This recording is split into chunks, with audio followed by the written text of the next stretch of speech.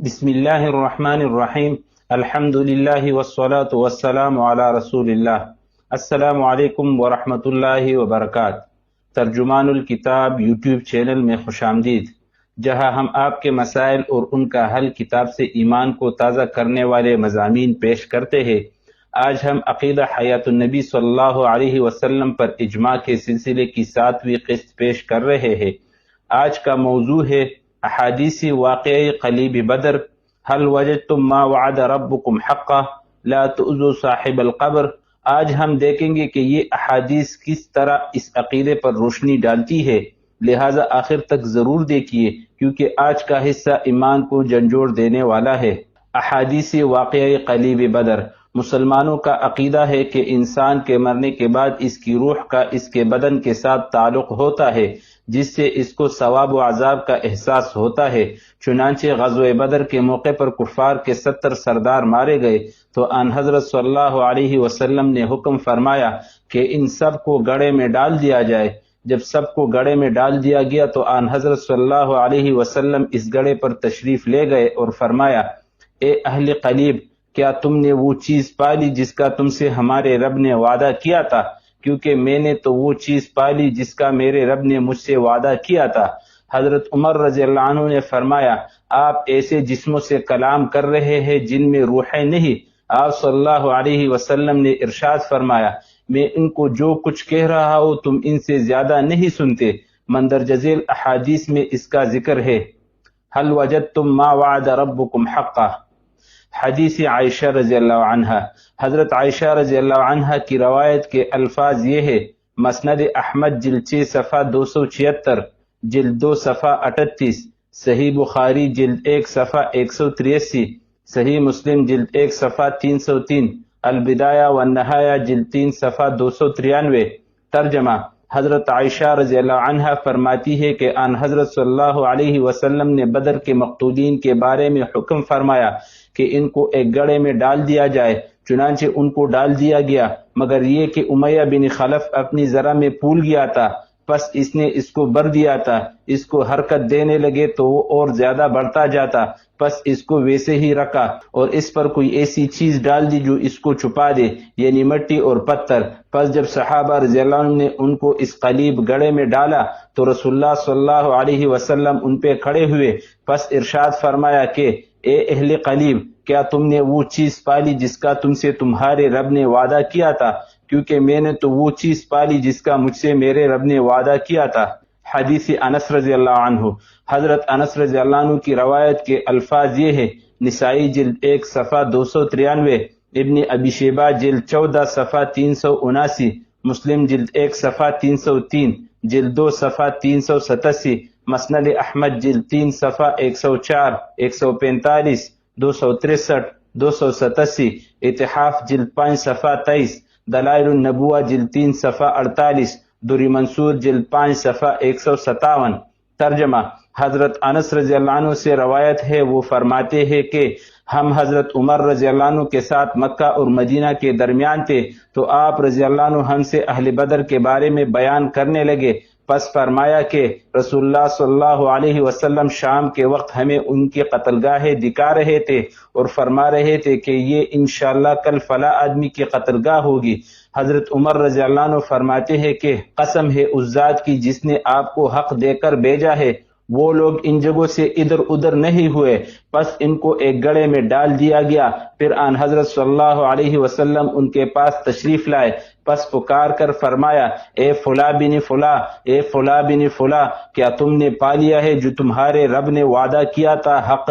کیونکہ اللہ تعالیٰ نے جو مجھ سے وعدہ کیا تھا وہ تو میں نے حق پایا۔ حضرت عمر رضی اللہ عنہ نے کہا، آپ ایسے جسموں سے کلام فرماتے ہیں جن میں روحیں نہیں۔ پس ارشاد فرمایا، میں ان کو جو کچھ کہہ رہا ہوں تم ان سے زیادہ نہیں سنتے۔ حدیث عبداللہ بن عمر رضی اللہ عنہ، حضرت عبداللہ بن عمر رضی اللہ عنہما کی روایت کے الفاظ یہ ہے، صحیح بخاری جلد 1 صفحہ 183، صحیح مسلم جلد 1 صفحہ 303، نسائی جلد 1 صفحہ 293، مسند احمد جلد 1 صفحہ 38، 131، ابن ابی شیبہ جلد 14 صفحہ 377، البدایہ والنہایہ جلد 3 صفحہ 293۔ ترجمہ: حضرت ابن عمر رضی اللہ عنہما سے روایت ہے کہ آن حضرت صلی اللہ علیہ وسلم نے اس گڑھے کی طرف جھانکا جس میں بدر کے کافر مقتول ڈال دیے گئے تھے، پس فرمایا کیا تم نے پایا اس چیز کو جس کا تم سے تمہارے رب نے وعدہ کیا تھا سچ؟ پس عرض کیا گیا کہ کیا آپ بے جان مردوں کو پکارتے ہیں؟ فرمایا تم میری بات کو ان سے زیادہ نہیں سنتے، لیکن وہ جواب نہیں دیتے۔ حدیث ابن عباس رضی اللہ عنہ، حضرت عبداللہ بن عباس رضی اللہ عنہما کی روایت کے الفاظ یہ ہے، در منصور جلد 5 صفحہ 249۔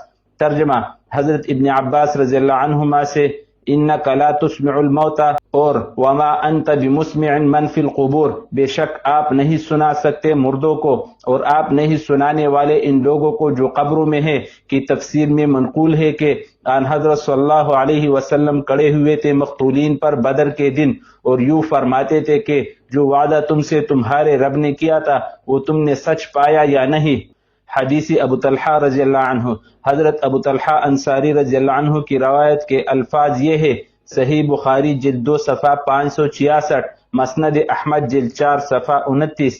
ترجمہ: حضرت ابو طلحہ رضی اللہ عنہ سے روایت ہے کہ آن حضرت صلی اللہ علیہ وسلم نے بدر کے دن 24 آدمیوں کے بارے میں جو قریش کے رئیس تھے حکم فرمایا کہ ان کو بدر کے گندے اور خبیث گڑھے میں ڈال دیا جائے، اور آن حضرت صلی اللہ علیہ وسلم جب کسی قوم پر غالب آتے تھے تو اس میدان میں 3 دن ٹھہرتے تھے، جب تیسرا دن ہوا تو اپنی سواری کے بارے میں حکم فرمایا، پس اس کا کجاوا کسا گیا، پھر تشریف لے گئے اور آپ صلی اللہ علیہ وسلم کے صحابہ رضی اللہ عنہم آپ کے ساتھ تھے، اور ہم نہیں جانتے تھے مگر یہ کہ آپ کسی کام کے لیے تشریف لے جا رہے ہیں، یہاں تک کہ کھڑے ہوئے اس گڑھے کے کنارے پر، پس ان کا اور ان کے باپوں کا نام لے کر پکارنے لگے کہ اے فلاں بن فلاں اور اے فلاں بن فلاں، کیا تم کو یہ بات اچھی لگتی ہے کہ تم نے اللہ اور اللہ کے رسول کی بات مان لی ہوتی، کیونکہ ہم نے جو ہم سے ہمارے رب نے وعدہ کیا تھا اس کو سچ پایا، بس کیا تم نے پا لیا ہے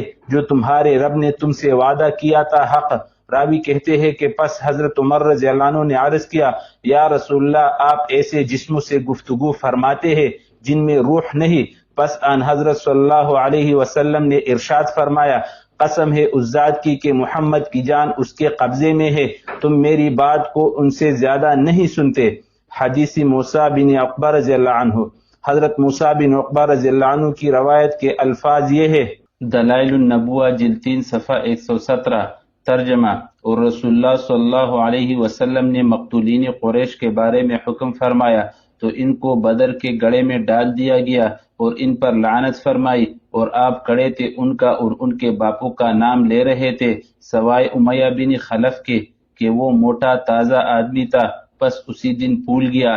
پس جب لوگوں نے اس کو گڑھے میں ڈالنے کا ارادہ کیا تو پٹ گیا۔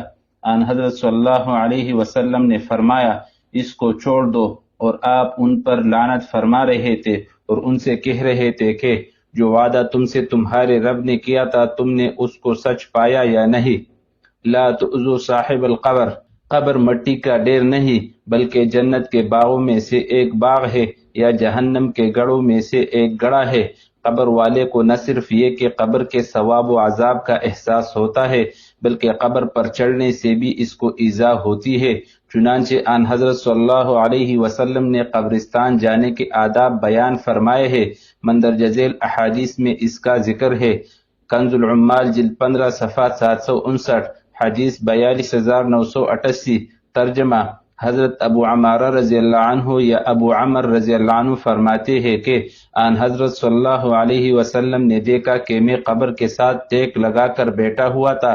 آپ صلی اللہ علیہ وسلم نے فرمایا، اٹھ جاؤ، قبر والے کو ایذا نہ دو، یا فرمایا کہ قبر سے ٹیک نہ لگاؤ کہ یہ تیرے لیے عذاب کا سبب ہوگا۔ مسند احمد کنز العمال جلد 15 صفحہ 760، حدیث 42990۔ ترجمہ: عامر بن حزم رضی اللہ عنہ فرماتے ہیں کہ آن حضرت صلی اللہ علیہ وسلم نے دیکھا کہ میں قبر کے ساتھ ٹیک لگائے بیٹھا تھا۔ آپ صلی اللہ علیہ وسلم نے فرمایا، قبر والے کو ایذا نہ پہنچاؤ۔ طبرانی مستدرک عمارہ بن حزم جلد 3 صفحہ 590، شرح معانی الآثار جلد 1 صفحہ 346، کنز العمال جلد 15 صفحہ 657، حدیث نمبر 42605، ترغیب جلد 4 صفحہ 374، مجموع الزوائد جلد 3 صفحہ 61۔ ترجمہ: حضرت عمارہ بن حزم رضی اللہ عنہ سے روایت ہے کہ ان حضرت صلی اللہ علیہ وسلم نے مجھے قبر پر بیٹھے دیکھا تو فرمایا، قبر والے کو ایذا نہ دے، قبر سے اتر جا تاکہ تیرا یہ عمل تیرے لیے عذاب آخرت کا سبب نہ بنے۔ ان احادیث سے ثابت ہوا کہ الف عذاب و ثواب قبر برحق ہے، بے عذاب و ثواب کا تعلق اسی گڑھے سے ہے جس کو عرف عام میں قبر کہا جاتا ہے۔ چنانچہ حدیث میں صراحت فرمائی گئی ہے کہ قبر جنت کے باغوں میں سے ایک باغ ہے یا جہنم کے گڑھوں میں سے ایک گڑھا۔ جیم، اور یہ بھی ثابت ہوا کہ عذاب و ثواب قبر کے احادیث سے متواتر ہے اور ان کا انکار ایک مسلمان کے لیے جو اللہ تعالیٰ اور اس کے رسول اللہ صلی اللہ علیہ وسلم پر ایمان رکھتا ہو ممکن نہیں۔ دال، چونکہ برزخ کے معاملات عام لوگوں کے احساس و مشاہدہ سے ماورا ہے، اس لیے عذاب و ثواب قبر کا انکار محض اپنے احساس و مشاہدہ کی بنا پر قطعاً غلط ہے۔ اس لیے ہمیں رسول اللہ صلی اللہ علیہ وسلم کے ارشادات و مشاہدات پر ایمان رکھنا ضروری ہے، اور وہ بقدر ضرورت اوپر آ چکے ہیں جو ایک مومن کے لیے کافی و شافی ہے۔ چہارم، اب تک ہم نے عام اموات کے بارے میں گفتگو کی ہے اور یہ بتایا ہے کہ ان کا ثواب و عذاب متواتر ہے جس میں کسی قسم کے شک و شبہ کی گنجائش نہیں۔ اس پر ایمان لانا فرض ہے اور اس کے منکر کے حق میں اندیشہ کفر ہے۔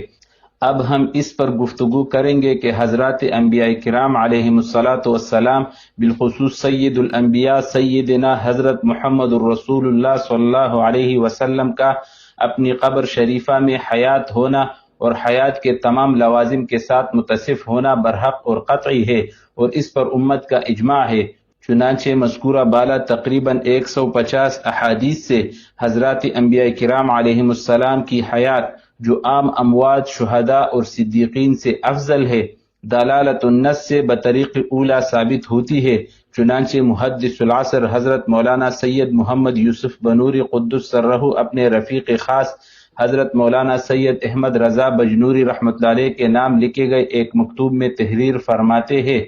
نمبر 1، شہداء کے لیے بنص قرآن حیات حاصل ہے، اور مزید دفع تجویز کے لیے یرزقون کا ذکر بھی کیا گیا ہے، جیسے آج کل محاورہ بھی ہے، فلان حی یرزق، عام اہل برزخ سے ان کی حیات ممتاز ہے۔ نمبر 2، جب انبیاء کا درجہ عام شہداء سے اعلیٰ و ارفع ہے تو بدلالت النص یا بالاولا خود قرآن کریم سے ان کی حیات ثابت ہوئی علیہ الصلاۃ والتسلیمات، اور جب مرتبہ اعلیٰ و ارفع ہے تو حیات بھی اقوی و اکمل ہوگی۔ نمبر 3، اس حیات کی اکملیت کے بارے میں 2 حدیثیں آئی ہے، ان اللہ حرم علی الارض ان تأکل اجساد الانبیاء، اور حدیث الانبیاء احیا فی قبورہم یصلون، اور اس کے علاوہ بھی روایات ہے، اور ان احادیث کے شواہد کے طور پر دیگر احادیث صحیح موجود ہے، مثلا موسیٰ علیہ السلام کا تلبیہ حج۔ نمبر 4، روح کے تعلقات اجساد سے 5 قسم کے ہیں۔ نمبر 1، فی حالت الجنین۔ نمبر 2، بعد الولادت فی الدنیا، اور اس کی 2 صورتیں ہیں، حالت نوم میں اور حالت یقظہ میں۔ نمبر 4، بعد الموت فی البرزخ، بعد البعثۃ فی الحشر۔ ضعیف ترین اول و رابع ہے، قوی ترین خامس اور متوسط دنیاوی ہے، کما حقہ متکلمون وابن القیم فی کتاب الروح والقاری فی شرح الفقہ الاکبر۔ نمبر 5، انبیاء کرام علیہم السلام کے نوم جیسے ممتاز ہے عام نوم سے، ان عینائی تنامان ولا ینام قلبی، اسی طرح ان کی موت کی حالت بھی عام اموات جیسی نہیں، النوم اخو الموت، اور عام موتا میں تحقیق موت سے انقطاع الروح عن الجسد بالکلیہ ہوتا ہے، اور یہ بالکلیہ نہیں ہوتا، اور پھر علوی مرتبہ جتنا ہوتا ہے اتنا ہی تعلق قوی ہوتا ہے۔ نمبر 6، مفارقت الروح عن الجسد سے مفارقت تعلق الروح عن الجسد لازم نہیں آتا۔ نمبر 7، اگر نبی کریم صلی اللہ علیہ وسلم کے جسد مبارک کو تروح کی کیفیت حاصل ہو، جیسے معراج میں جسد پر روح کی کیفیت طاری ہوئی، تجسد ارواح اور تروح اجساد دونوں کی نظیر عالم شہادت میں ہے، تو عالم ارواح میں کیوں استبعاد کیا جائے جبکہ اس کا تعلق عالم غیب سے ہے۔ نمبر 8، دنیا میں صوفیاء کرام کے ہاں ابدانی مثالیہ کا تعدد وقت واحد میں متعدد امکنہ میں ظہور اور آثار کے ثبوت پر مشہور واقعات ہے۔ انبیاء کرام کے نقل و حرکت پر بالاجساد المطروحہ اس کی نظیر ہوگی۔ نمبر 9، الغرض انبیاء کرام علیہ السلام کے لیے حیات، بقائے اجساد، نقل و حرکت، ادراک و علم سب چیزیں حاصل ہے۔ نمبر 10، یہ حیات دنیاوی حیات کے مماثل بلکہ اس سے اقوی ہے۔ دنیا میں ہمیشہ جسد کو روح کی خاصیت حاصل نہیں ہوتی اور برزخ میں ہوتی ہے۔ اب اگر اس کو حیاتی دنیاوی سے بعض حضرات نے تعبیر کیا ہے تو اس حقیقت کو واضح کرنے کے لیے کیا ہے؟ بہرحال وہ حیاتی دنیاوی بھی ہے اور حیاتی برزخی بھی، صرف حیاتی برزخی نہیں جس میں عام شہداء یا اموات بھی شریک ہو، بلکہ اقوی و اکمل ہے، اس لیے حیاتی دنیاوی کے مماثل ہے، بلکہ اس سے بھی اقوی ہے۔ اختلافی تعبیرات میں نزاع لفظی ہے۔ اس دنیا سے رسمی تعلق منقطع ہونے کے بعد برزخی دور شروع ہوتا ہے، اب جو چاہے اطلاق کیا جائے۔ نمبر 11، اگر احادیث و نصوص میں حیات کا ثبوت ہے اور پھر عدم نکاح بالازواج المطہرات اور عدم توریث وغیرہ کی علت اصل حیات کو کہا جائے تو درست ہے۔ بہرحال حکم شرعی کی کوئی علت ہی ہوتی ہے، اور یہاں تو علت از قبیل العل المعتبرہ کی ہوگی، نہ کہ عل المرسلہ کی قسم سے، اور اس علت کی تنقیح اصول تنقیح المنات اور تنقیح المنات سے زیادہ قطع ہوگی۔ بینات شعبان 1388 ہجری۔ خیر القرون سے لے کر 14 صدیوں تک اس مسئلے میں کسی قسم کا کوئی اختلاف و افتراق نہیں تھا، بلکہ تمام اکابرین امت نے اپنی اپنی تصنیفات میں اپنے اپنے انداز میں اس مسئلے کو واضح فرمایا، یہاں تک کہ اکابر اسلاف میں سے بعض حضرات نے اس موضوع پر مستقل رسائل تصنیف فرمائے اور ثابت کیا کہ حیات انبیاء کا مسئلہ بالکل واضح ہے، بے غبار اور امت کا اجماعی عقیدہ رہا ہے، اور جس طرح حضرات شہداء کرام کی حیات قرآن کریم سے ثابت ہے، اسی طرح حضرات انبیاء کرام کی حیات بھی بطور دلالت النص قرآن کریم سے ثابت ہے، لیکن ناس و خودرائی و خودروی اور اسلاف بیزاری کا کہ اس نے تحقیق کے نام پر جہالت اور سنت کے نام پر بدعت کو رواج دیا، جس کی وجہ سے نام نہاد محققین نے جہاں دوسرے بعض اجماعی مسائل سے انحراف کیا، وہاں اس عقیدے کا بھی انکار کر دیا۔ چنانچہ محدث العصر حضرت بنوری رحمۃ اللہ علیہ تحریر فرماتے ہیں، انبیاء کرام علیہم السلام کے حیات بعد الممات کا مسئلہ صاف اور متفقہ مسئلہ تھا۔ شہداء کی حیات بنص قرآن ثابت تھی اور دلالت النص سے انبیاء کرام کی حیات قرآن سے ثابت تھی اور احادیث نبویہ سے عبارت النص کے ذریعے ثابت تھی، لیکن برا ہو اختلاف اور فتنوں کا کہ ایک مسلمہ حقیقت زیر بحث آ کر مشتبہ ہو گئی۔ کتنی ہی تاریخی بدیہیات کو کج بحثوں نے نظری بنا لیا اور کتنے ہی حقائق شرعیہ کو کج فہمی نے مسخ کر کے رکھ دیا۔ یہ دنیا ہے اور دنیا کے مزاج میں داخل ہے کہ یہاں ہر دور میں کج فہم، کجرو اور کج بحث موجود ہوتے ہیں۔ زبان بند کرنا تو اللہ تعالیٰ ہی کی قدرت میں ہے۔ ملاحدہ و زنادقہ کی زبان کب بند ہو سکی؟ کیا اس دور میں امام حسین رضی اللہ عنہ کی شہادت کو افسانہ نہیں بتایا گیا اور کہا گیا کہ یہ واقعہ ہے ہی نہیں؟ اور کیا امام حسین رضی اللہ عنہ کو باغی اور واجب القتل اور یزید بن معاویہ کو امیر المؤمنین اور خلیفہ برحق ثابت نہیں کیا گیا؟ کسی صحیح حدیث کو ضعیف بنانے کے لیے کسی راوی کے بارے میں کتب رجال میں جرح کا کوئی کلمہ دیکھ لینا بس کافی ہے کہ اس پر بنیاد قائم کی جائے۔ اگر عقل سلیم سے کام نہ لیا جائے اور صرف کسی کتاب میں جرح کو دیکھا جائے تو امام ابو حنیفہ رحمۃ اللہ علیہ، امام مالک رحمۃ اللہ علیہ، امام شافعی رحمۃ اللہ علیہ، امام احمد رحمۃ اللہ علیہ، تمام کے تمام ائمہ مجروح ہو کر دین کا سرمایہ ختم ہی ہو جائے گا۔ الغرض حیات انبیاء کرام علیہم السلام کا مسئلہ بھی تقریباً اسی قسم کی کج بحثوں میں الجھ کر اچھا خاصا فتنہ بن گیا۔